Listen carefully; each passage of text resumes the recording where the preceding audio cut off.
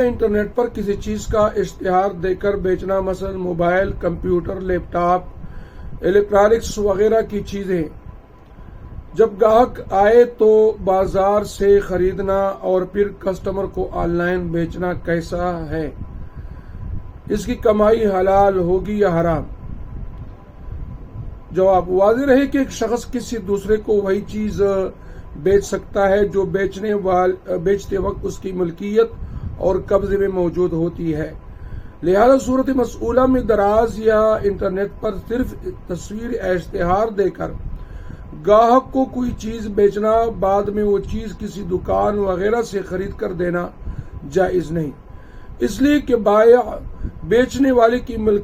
ملکیت میں مبیع یعنی فروخت کردہ چیز موجود نہیں ہے بلکہ معدوم ہے، اور معدوم چیز کو فروخت کرنا جائز نہیں۔ اس قسم کی بیع یعنی سودا کی کمائی حلال نہیں، البتہ اگر فروخت کنندہ خریدار سے یہ کہہ دے کہ مطلوبہ چیز تمہیں اتنے کی پڑے گی اور وہ اس پر راضی ہو جائے، تو اس صورت میں فروخت کنندہ اس چیز کو خرید کر اپنے قبضے میں لے کر باقاعدہ سودا کر کے خریدار پر فروخت کرے تو یہ درست ہے، یا بیع یعنی فروخت کنندہ خریدار سے وعدہ بیع